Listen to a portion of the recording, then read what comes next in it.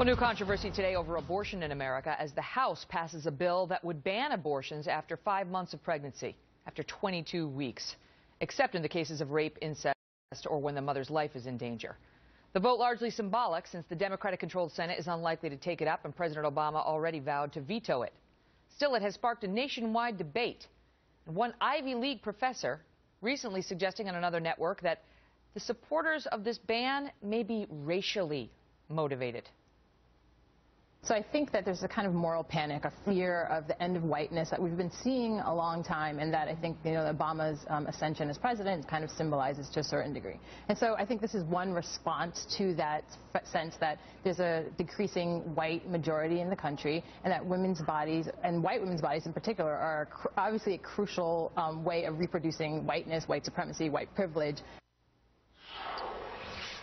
Unbelievable.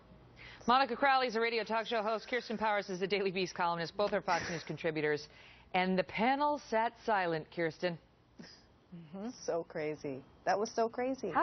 Just with all due respect, how stupid is that statement? It's just, there's nothing true or accurate about it. Well, of course. I mean, if you were a white supremacist, you would actually support abortion, because if you go to the CDC website, they will show you that there is such a disproportionate number of black women getting abortions. There are 40% of abortions in this country for a population that's about 13% of the population. Right. We look back to 2009, which is the latest years they had stats on in terms of late-term abortion. There were about 6,000 in the country. 66% were obtained by minority women.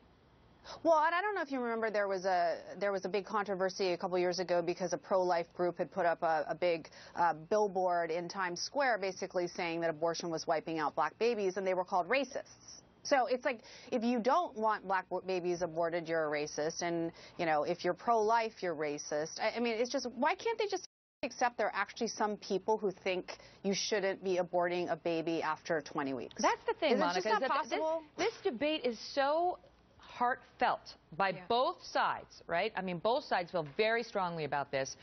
Once again, the attempt to demonize people on the other side, people who feel differently than you do, in this case on the pro-life side, by saying you must be a racist, you're a white supremacist if you don't want to abort babies past the 22-week mark, Monica. Yeah, I mean, she didn't even make an attempt to try to defend her position on late-term abortion, which we have to assume from what she was saying she actually wanted to defend or actually supports. You can debate that on its merits, yes or no, but injecting race in a conversation that frankly involves a topic that involves babies of all races, Kirsten is right. Black babies are being disproportionately killed by abortion and have been since Roe versus Wade. In fact, one of the big estimates is that since Roe v. Wade, 1973, 1/3 of the entire black population has been eliminated, has been killed. We're talking upwards of 13 million black babies.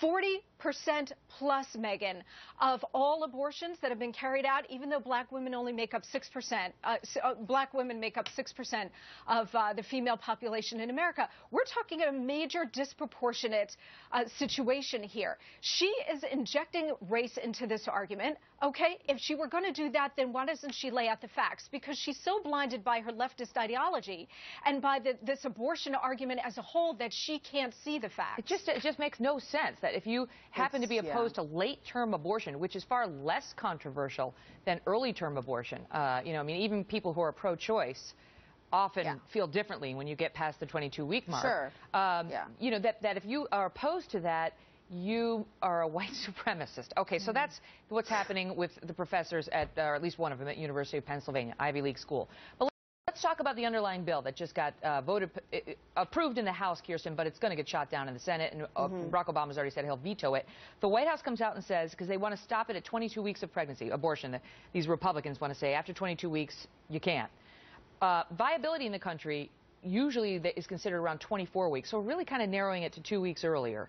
But in any event, the White House comes out and says this would unacceptably restrict a woman's health and reproductive rights and is an assault on a woman's right to choose.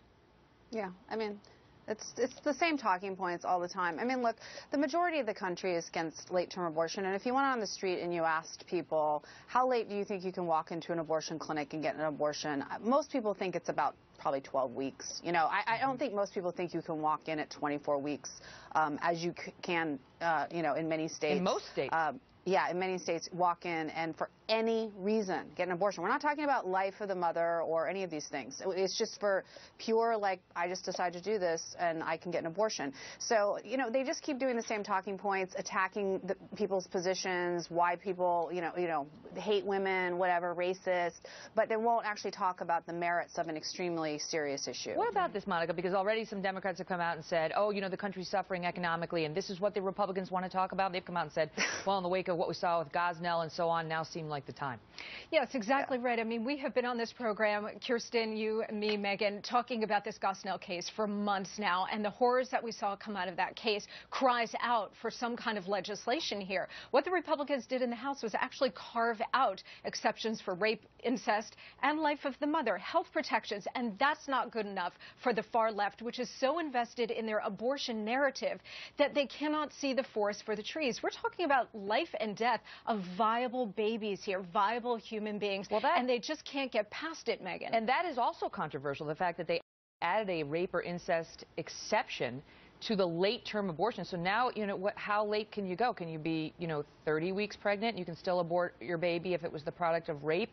I mean, they try to strike a balance in those cases, Monica, between the emotional turmoil to the mother and having to carry such a baby and the child's rights, which do develop at some point in the womb. Yes, and there is scientific evidence, Megan, to prove that at 20 weeks, the baby can actually feel pain, that the baby is sentient enough to actually feel these things. Yeah. And, you know, we're talking about a basic human right here, Megan. You know, we're talking about life and death. This is a basic human right. That's it. All right, panel. Thank you both so much. You bet.